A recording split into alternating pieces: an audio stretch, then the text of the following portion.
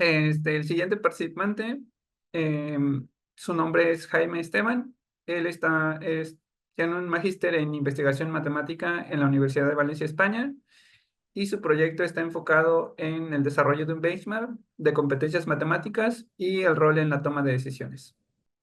Bueno, buenos días. Gracias, Miguel, por la presentación y buenos días también a todo el público que está presente aquí. Bueno, como dijo Miguel, pues mi nombre es Jaime Montenegro y pues voy a presentar mi proyecto que se titula Desempeño LLMs en análisis complejo, un benchmark de competencia matemática y su rol en la toma de decisiones. Bueno, hoy en día muchos sectores de la sociedad utilizan la inteligencia artificial para la toma de decisiones, agregando un cierto grado de confiabilidad a las respuestas que generan este tipo de tecnologías. Sin embargo, ¿qué tan confiables son estas respuestas? Para entender esto, lo primero que debemos saber es que aunque la inteligencia artificial se basa en principios matemáticos, eh, esta inteligencia no razona o no hace deducciones como lo hacemos nosotros los humanos, sino que lo que hace es que a través de eh, entrenamiento de datos, lo que hace es identificar patrones y, bueno, a través de esos patrones responderá a las preguntas, ¿no? que se le pueden hacer a una inteligencia artificial. Eh, y bueno, entonces, esto al final lo que hace es que limita la fiabilidad o, bueno, la confiabilidad de estos lenguajes de modelo extensos. Estos modelos de lenguaje extenso, perdón. Por lo menos en tareas complejas, ¿sí? Donde se necesita una lógica rigurosa. Y bueno, entonces una forma para, por ejemplo, medir esto es justamente evaluándolo con problemas de matemáticas avanzados. Entonces hay ciertos benchmarks que han hecho esto, por ejemplo, los que aparecen aquí en pantalla, que lo que han hecho es centrarse, por ejemplo, en el número de problemas que no resuelve, en el porcentaje de problemas que no resuelve correctamente. Uno de ellos es Frontier Math. Y después, como se ve gráficamente, pues es como uno de los más grandes y los más importantes. Y bueno, este benchmark acoge varias ramas de las matemáticas, no sé, combinatoria, álgebra, cálculo, etcétera. Pero para el análisis complejo, que es una rama de las matemáticas poco intuitiva, eh, solamente acoge un 2,4% del total de los problemas que tiene, cosa que por lo menos para mí es un porcentaje muy bajo. Entonces, justamente por eso es que centramos este trabajo en esta rama de las matemáticas y vamos a mirar qué tanto, bueno, dependiendo de los resultados, cómo podemos tomar decisiones, si es fiable o no. Entonces, respecto a la metodología, entonces la definimos en 5 partes. La primera parte fue la definición de los problemas, entonces lo que hicimos fue construir un conjunto de problemas, de 25 problemas, que debían cumplir las siguientes características. Primero, que fueran relevantes en cuanto a la temáticamente y conceptualmente, eh, que tuvieran cierto grado de complejidad y fueran diversos, que fueran claros y también que fueran originales. Después de esto se hizo el diseño del benchmark, que fue un planteamiento, bueno, se hace el planteamiento del diseño experimental, en donde definimos las métricas, que fueron exact match y la validez lógica. La primera se centra en eh, mirar la exactitud, valga la redundancia, de la respuesta al problema, si coincide o no con la respuesta original. Y la validez lógica es mirar los pasos intermedios, es decir, por ejemplo, supongamos que tengo un problema y entonces ese problema lo respondió bien, pero a nivel de pasos, ¿cómo, qué tan bien respondió? Si cometió errores, si no, si al final llegó a la respuesta o no. Entonces, eso es más o menos respecto a la definición de las métricas. Luego se hace el uso de un diseño experimental. Aquí tener en cuenta, y es clave, usamos la técnica de prompting zero shot, es decir, yo le doy al lenguaje un problema sin ningún ejemplo o sin ningún entrenamiento anterior. Y realizamos pruebas estadísticas, fueron la prueba Magnemar y la prueba Wilcoxon para rangos asignados. Estas dos pruebas son pruebas de muestras pareadas, que es una prueba de muestra pareada. Es una técnica estadística que lo que hace es comparar dos conjuntos de datos, en este caso, que están relacionados entre sí. En este caso tenemos un conjunto de 25 problemas para dos LLM, que pues justamente es nuestro tercer paso, la selección de los LLM. Entonces seleccionamos a DeepSeek y ChatGPT 4 porque estos dos lenguajes ahorita están como más en el boom, ¿no? Y por ejemplo, DeepSeek llamó mucho la atención, creo que fue a principio de este año, a final del anterior, justamente porque por su capacidad de cómputo y por su precisión en respuestas. Y bueno, luego hicimos la implementación y evaluación del LLM. Lo que hicimos fue comparar los resultados obtenidos con las respuestas dadas por matemáticos. Es clave también tener en cuenta aquí que los problemas que seleccionamos fueron sacadas de distintas fuentes. ¿Mm? Entonces, de distintos textos o literatura matemática. Y entonces las respuestas que estaban ahí, obviamente bajo un ciertos criterios de evaluación, se comparaban con las respuestas que daban los LLM. Y finalmente se hizo el análisis de resultados con un enfoque cuantitativo y cualitativo, en donde se hizo la determinación del rendimiento de cada condición experimental, calculando la proporción de problemas que resolvía bien o no, el análisis de las pruebas que mencioné anteriormente, la McNamara y la Wilson, y el análisis de contenido de las respuestas textuales generadas, incluyendo la codificación sistemática de los errores observados. Es decir, mirábamos que también lo estaba haciendo paso a paso. Listo. En cuanto a la estructura de los problemas que presentamos, es enunciado, solución y respuesta. Vemos, por ejemplo, en este caso un enunciado que es claro, en donde no entregamos ejemplos, no entregamos información adicional, sino que le decimos que ejecute una acción que es resuelva el ejercicio, ¿sí?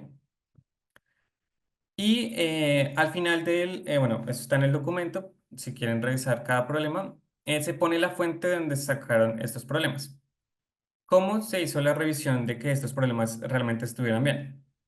Lo primero era verificar el procedimiento que se tenía el texto, o bueno, la literatura. Después, yo como matemático resolví cada uno de los problemas por aparte y comparé las soluciones. Y si el modelo arrojaba la misma solución, dábamos por hecho que el ejercicio estaba bien. Si el modelo da una solución distinta a la que teníamos en la literatura o la que, por ejemplo, tenía yo, hacia la revisión de lo que hizo el modelo, volví a revisar qué era lo que estaba haciendo, bueno, lo que se hacía en la literatura si habíamos cometido errores o sea, los matemáticos. Y dependiendo de eso, pues definíamos si el problema estaba bien o no. Y bueno, entonces, respecto a los resultados, obtenemos que DeepSeek resolvió 17 problemas bien respecto a ChatGPT que resolvió 15. Estábamos hablando de una precisión del 68% frente a una precisión del 60%. Y bueno, vemos que la diferencia es ligeramente superior, o sea, o sea, DeepSeek es ligeramente superior a ChatGPT, solamente viendo estos gráficos, ¿no? Sin embargo, cuando aplicamos la prueba Magnemar, no encontramos evidencia estadística que dijera que ChatGPT o DeepSeek eh, son, por ejemplo, o sea, comparables estadísticamente para decir, no sé, ChatGPT es mejor que DeepSeek o DeepSeek es mejor que ChatGPT, ¿sí? Y bueno, esto teniendo en cuenta pues las clasificaciones de correcta o incorrecta. Entonces, ya cuando vamos a evaluar el número de pasos versus el número de pasos correctos por problema resuelto por KLLM. Para el caso de DeepSeek, notamos que eh, en los problemas donde el número de pasos correctos es significativamente menor que el número total de pasos, o sea, por ejemplo, en el problema 8 vemos que la barra azul corresponde al número de pasos totales y la barra verde indica los pasos que hizo bien. Vemos, por ejemplo, que hay una diferencia bastante grande y eso lo que nos indica a nosotros es que el problema, o una de dos, en el segundo paso, por ejemplo, para el caso del problema 8 cometió un error mínimo y desde ahí siguió con ese error que obtuvo, o le dio muchas vueltas al problema, como que lo revaluó y al final pues arroja una respuesta que es lo que nosotros estamos pidiendo. Y también cuando hicimos los cálculos de las probabilidades de error, dependiendo de la cantidad de pasos, encontramos que hay una tendencia a que los problemas con más pasos tengan una mayor probabilidad de error, pero la relación es extremadamente fuerte. Veamos, por ejemplo, justamente el caso del problema 8 que tiene 7 pasos y se equivoca porque pues no consigue la totalidad de los pasos correctos. Lo mismo pasa, por ejemplo, con el problema 17 que llegó hasta 8 pasos y solamente hizo bien la mitad. O el problema 19 bueno, en fin, vemos que en la gráfica que entre más pasos, pues al parecer tiene más probabilidad de equivocarse. Y esto al final nos da como un primer indicio, por ejemplo, para tomar decisiones, y es que podríamos pensar que entre más pasos o más, eh, sí, pasos voy a decir, haga por ejemplo, el lenguaje modelo, puede tener una tendencia a que lo que nos esté diciendo puede que esté mal en algún momento, cualquier cosa, ¿sí? Entonces, por ejemplo, si yo tengo un asistente en medicina, por ejemplo, que me diga a mí la cantidad bueno, dependiendo de la cantidad de síntomas, qué enfermedad tengo, pues si le da muchas vueltas al, por ejemplo, a la pregunta, podríamos pensar que se está equivocando. Listo. Y al igual que DeepSeek, cuando vemos el caso de ChatGPT, hay una diferencia significativa entre el número de pasos total versus el número de pasos que hizo bien, ¿no? Entonces, lo mismo, puede que el problema le haya dado muchas vueltas y al final no consiga una respuesta acertada, o que en algún momento el problema siguió adelante con un error que cometió en un paso, un error, pues un error mínimo, no sé, un signo, lo que sea, y pues al final eso hace que consiga respuestas incorrectas. Y aplicando también lo de la probabilidad de error, vimos que hay una ligera tendencia a que los problemas con más pasos tengan una mayor probabilidad de error, pero esta relación es débil a comparación de DeepSeek.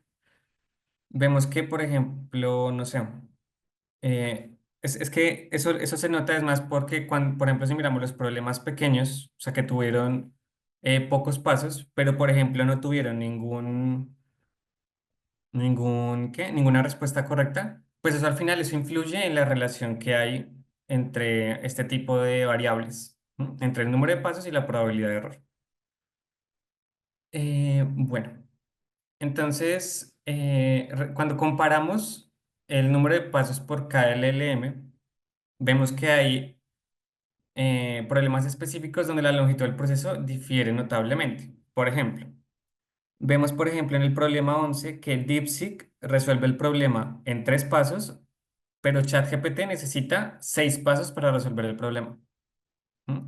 Eso pasa en distintos problemas y bueno, pues se evidencia en esta gráfica, ¿no? Y bueno, las pruebas Wilcoxon las aplicamos 3 pruebas, una para el número de pasos, otra para el número de pasos correctos y otra para el porcentaje de pasos correctos. Cuando hicimos el compendio de las 3 pruebas, bajo la técnica de Prompting Zero Shot, encontramos que tampoco hay evidencia estadística que me diga que un modelo es mejor que otro respecto al número de pasos o el número de pasos correctos.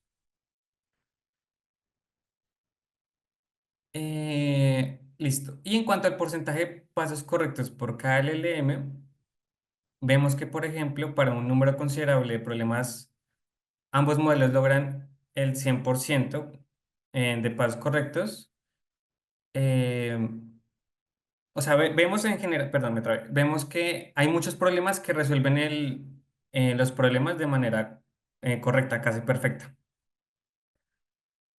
Y vemos también que en los problemas donde al menos uno de los modelos no alcanza el 100%, las diferencias en la calidad del proceso visualmente son significativas.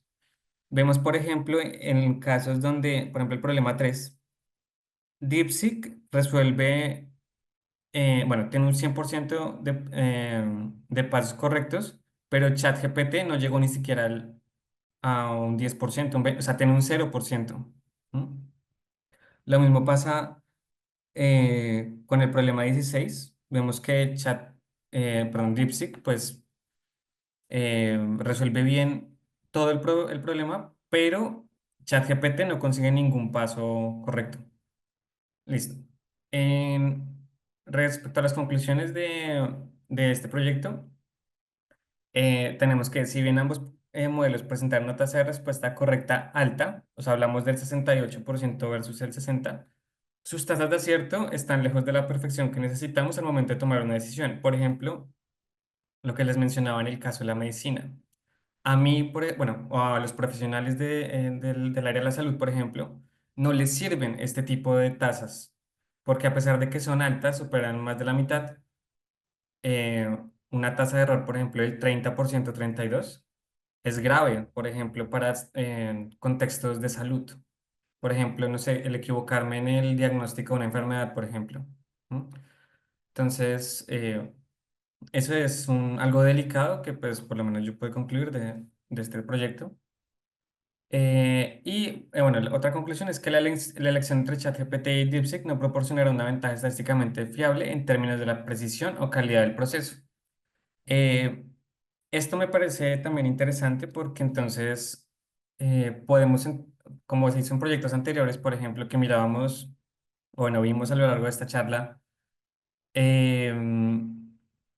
pues hay muchos otros factores que se pueden estudiar para mirar qué lenguaje modelo es más ventajoso que otro. Y en cuanto a precisión o calidad del proceso, pues no, o sea, no podemos seleccionar ningún modelo, por lo menos a nivel estadístico. Y finalmente, los resultados del benchmark sirven también como una evidencia de que la confiabilidad de los modelos en tareas de razonamiento complejo es limitada y no consistentemente superior entre modelos comparables en configuraciones simples. ¿Qué quiere decir esto? Que las respuestas que yo obtenga por cada lenguaje, perdón, sí, por cada modelo, debo tomarlas como hipótesis, borradores o análisis preliminares, pero no como verdades absolutas y deben ser verificadas por humanos. Bueno, finalmente, pues esta es la referencia. Al inicio, pues tenemos el benchmark del que se hablaba al principio, Frontier Math. Y bueno, tenemos referencias de, por ejemplo, por qué el español. Eso es una cosa que olvidé mencionar también. Seleccionamos el español y es porque, pues, obviamente, estos benchmarks que se han hecho están más que todo evaluados en inglés. Entonces, queríamos ver qué pasaba en el español, siendo la segunda lengua más hablada por nativos en el mundo. Bueno, se puede revisar en la segunda referencia. Bueno, de las definiciones de los prompts, las hipótesis nulas y alternativas, bueno, en fin. Entonces, esto sería mi proyecto. Muchas gracias por la atención prestada. Quería saber si tienen alguna pregunta. ¿Alguien quiere hacer una pregunta? Igual puede hacerla en el chat o o puede abrir su micrófono. Ok, creo que eh, no tenemos preguntas. Yo sí quisiera hacerte una, Miguel, o creo que, una micrófono, cortica, perdón. ¿sí? Cortica. Jaime, si por ejemplo yo hago las pruebas más bien como por pasos, o sea, no le hago la pregunta completa, sino que voy como paso a paso, ¿mejoraría de pronto la probabilidad de que tenga una respuesta correcta? O no importa si yo voy como primero preguntándole una cosa y después otra, es lo mismo que poner toda la pregunta pues como junta. Claro, dentro de las consideraciones, lo que me estás preguntando es justamente por la técnica de prompting. Nosotros aquí en este proyecto usamos una técnica de prompting en donde le mandamos el problema de una, ¿sí? Sin ejemplos, sin nada, o sea, como resuélvame esto, ¿sí? Hay una técnica de prompting que justamente se encarga de eso, de voy mirando paso a paso. Es como, bueno, lo primero que necesito que me hagas es que estudies el contorno de la integral, por ejemplo. ¿Sí? Luego resuelve la integral. Ahora necesito que estudies tal cosa. ¿Sí? Entonces, eso es otra técnica de prompting. Y dentro de las consideraciones del trabajo quedó, entre otras cosas, que sería bueno, por ejemplo, estudiar por ejemplo, con otras técnicas de prompting, ¿qué pasa con estos problemas? Gracias por tu pregunta. Súper, Jaime, muy chévere la presentación. Mil gracias, me gustó mucho. Y gracias por la respuesta. Gracias. Sí. Ok. Bueno, si alguien más tiene preguntas, igual va a haber una sesión de network. Ahorita creo que hay un espacio de descanso y pues muchas gracias, Jaime, por tu presentación. Gracias. Gracias. Vamos al break, va a ser un poquito más cortito porque vamos detrás de agenda y en 3 minutitos regresamos.